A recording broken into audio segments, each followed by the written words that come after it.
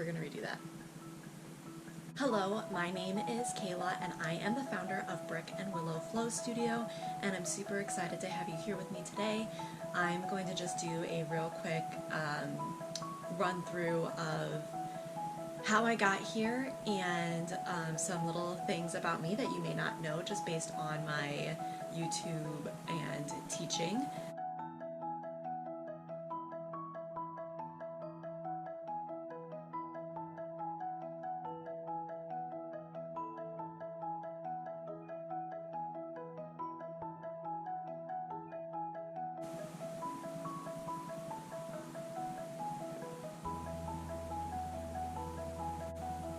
So some of my outside passions when it comes to, I guess, fitness in general, I really enjoy running. I can't do it quite as much as I want to right now because of a kind of nagging injury, but we're working through it, and in the meantime I bike or row or do something that's a little bit less impactful on my hip. I do CrossFit. I aim for 3 times a week. Sometimes it's 5, sometimes it's 1. It just kind of varies depending on what all I have going on that week. And then my favorite foods include chocolate and carrots and pizza. Not all together at the same time. I like to have my chocolate separate from my carrots and my carrots separate from my pizza. I also have a lot of animals. I have horses, chickens, cats, dogs.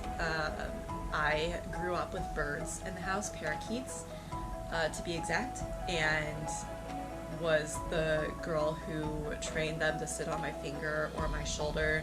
I used to close my bedroom door and let them fly around my bedroom whenever I was home, pretty much. So I've had mice, rabbits, hamster. I think it was a hamster. It might have been a gerbil, but I don't fully remember. I've had a whole variety of different types of fish. I had sugar gliders at one point in time. Yeah, I've had many animals in my life. Lots of dogs have cycled through my heart, and I'm sure that my life will continue to lead me down the path of animals. So a little bit of background on my yoga experience. I started really practicing in 2010. I was dealing with some anxiety. I didn't realize it at the time, but it kind of circled around a rather unhealthy relationship that I had. And you know, when you're in those types of positions, you don't know how unhealthy that relationship is until you get out of it. And unfortunately for me, this relationship ended up progressing and lasted 7 years for me, and I was often turning to yoga as an escape. So in a little bit more background, going a little bit farther back to my mom has been practicing yoga. I want to say at one point she told me it was like 4 decades, and that was years ago that she told me that. So she's been practicing a good majority of her life, and I can tell you stories about growing up doing like yoga pose contests with friends. The most memorable one we had was the shoulder stand, and seeing who could hold it the longest, and we all thought we were so cool for that. Still think it's pretty cool, so for what it's worth.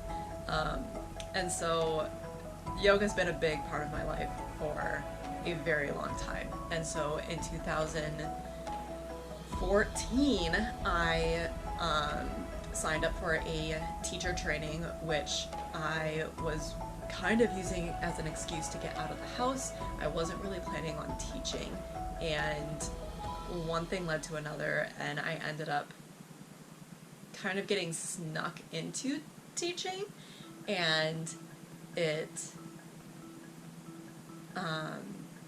was a lot more than I imagined it would be, and I found that I rather enjoy teaching and having that connection with my students and cultivating this community with my students and having them.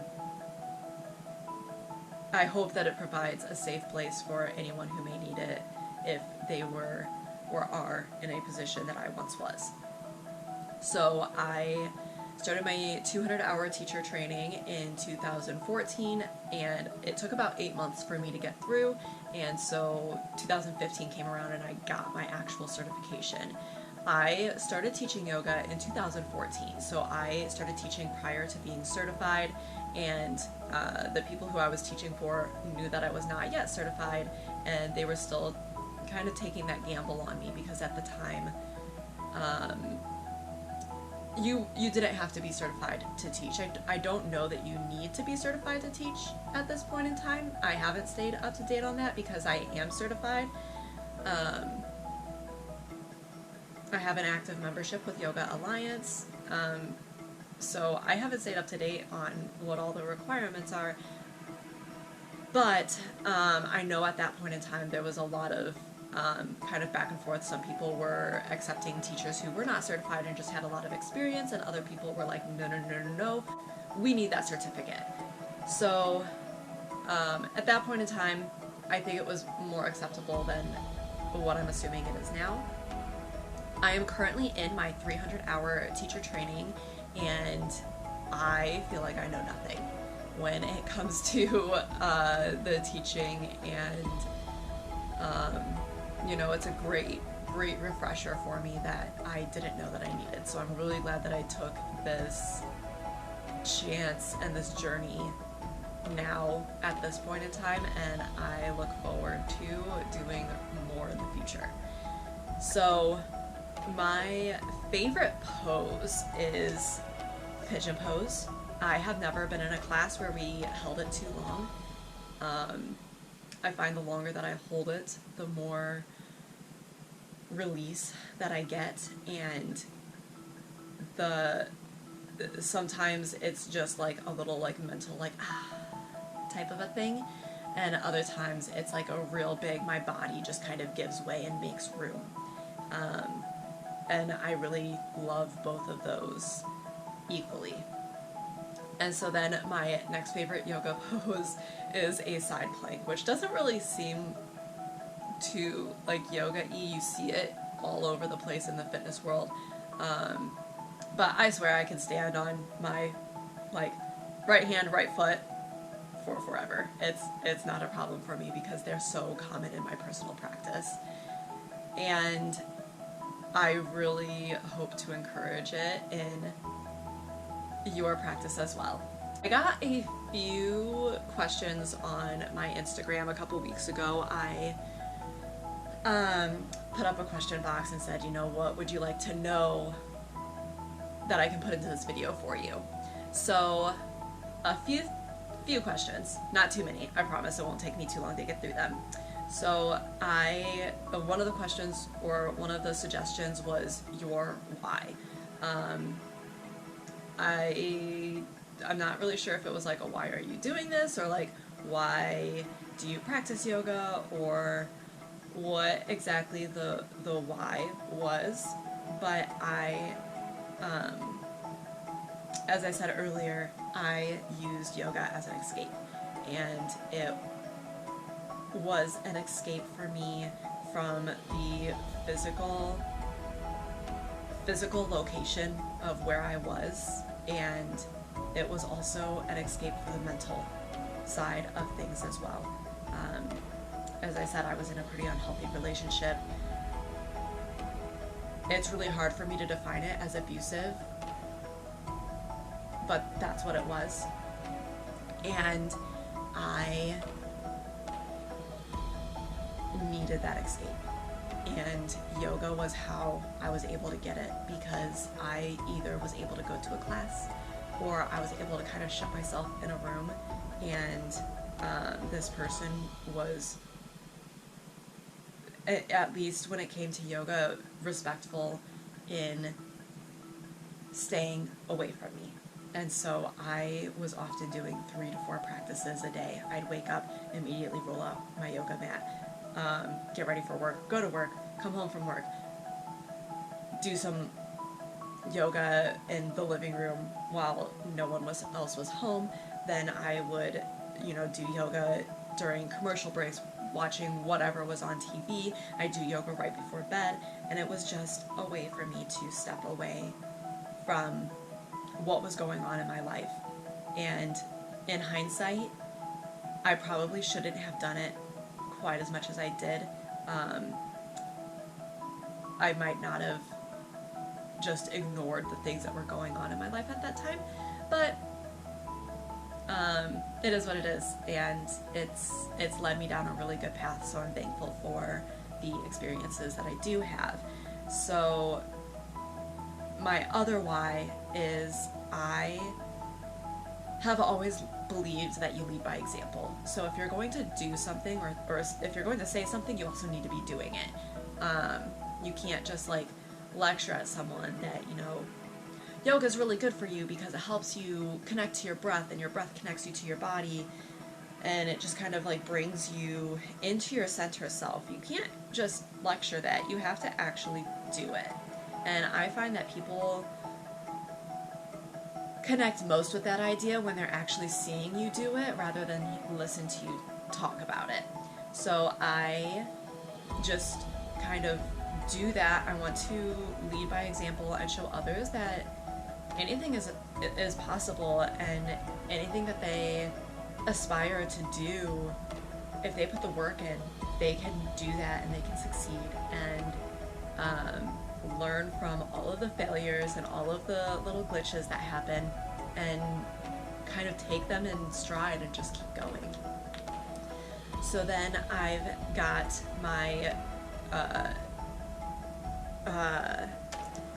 other questions. I've got the yoga philosophy, and I'm going to read to you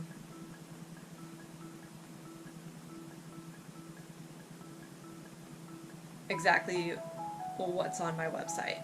So my kind of quote is, "Where movement meets the edges, find yourself there." And I'm in my own personal practice, and I hope what comes through in my teachings is that you want to find where you kind of get stuck in your physical body, and then spend time there and see what comes up, and see what releases and what experience you have while you're there. And the process of opening can be very uncomfortable, and so I think people find that uncomfortable space and they push into it for maybe 1 or 2 more breaths, and then they come out. And I want to encourage people to find that really uncomfortable space, stay there, and then create space there. So not necessarily back off, but give yourself just a little bit more room, so that way you can find comfort in being uncomfortable. And so what I've got on my website is that we all experience stress and tension. There are many ways that you can relieve that stress, but yoga teaches you how to breathe, which is simple, right? Right. Yoga teaches you to breathe through the difficult moments, the happy moments, the nailed it moments. It teaches you to take a deep breath and let it all out when that pit is in your stomach and your chest feels tight. It teaches you to breathe through it, because you will get through it. And one breath at a time, you rebuild pathways in the brain to breathe through that stress. And those pathways then lessen the fight, flight, or freeze response. So when those moments show up, because they will, you are ready to move forward with a calm and level mind. So that's kind of my philosophy, is breathing your way through the difficult moments and finding yourself in those difficult moments. I think that's where your real self is defined, is when things get hard. So, moving on, yoga goals. So my biggest goal right now is opening my online studio, which is coming April 10th, and it's so close. And I'm so very nervous about it. I'm so stressed about it. Things aren't quite... I don't know why I had in my head that, like, I was gonna be ready 2 weeks before, and I'm not. And every time I start talking about it, my eye starts twitching, so I apologize if I do this. So my online studio is opening April 10th, less than 2 weeks away. I'm very excited, I'm very nervous. I've put so much work into this, and it's been a long time coming, so I hope that you guys join me there. There's going to be 2 options. You're either going to be able to purchase some individual classes, or you will be able to access all of my classes in a membership format. So the individual classes are going to be more, I think every other month I'm going to change out the available classes. I think I'm going to do 3 to 4 classes that you can purchase on an individual basis. But then those are going to change, and you're not going to have the ability to grab them anymore or purchase them anymore. So once they're gone, the only place that you're going to be able to find them is in the membership site. So then one of my personal yoga goals is to find some comfort in doing the splits. It's something that I worked on many years ago, and I kind of lost that space and that comfort there. They're really hard for me, but I've been having a lot of dreams with the capability of doing the splits in there. So my plan is actually to do a 2-in-1. One, work on that goal, get some classes planned that are solely splits identified, and then film those so that way I can get a split series up on the website for purchase. So the benefits that I've found in yoga myself is that I'm just physically more comfortable, and I'm mentally more acceptable and accepting. I guess maybe accepting is actually the word I want to use. So I come to a place where I'll hear something or somebody will say something to me, and I just kind of, oh, okay, take it in, let it absorb. I don't project any of my own things onto whatever is said or done. It's just kind of like an, oh, okay, observation rather than a judgment. And so then being physically more comfortable, I find, is way more beneficial. I know the mental side of things is a wonderful thing. But being able to sit comfortably for a long period of time, especially now that I've been getting more into meditations, I find that I hold a lot of tension in my upper back, specifically the thoracic spine. And that's where, if I'm sitting too long in an improper way, I get a lot of pain there. And it's not a pain that you just kind of like grin and bear it type of a thing. It's like pushing into the something's not right, something's not aligned, and yoga has helped me not only kind of like loosen up that area and allow myself to release some of that tension, but it also has taught me that it's okay to sit in a chair if you need, or meditate laying down, or build up a pile of blankets and blocks to sit on. And all of that's okay, and one is not better than the other.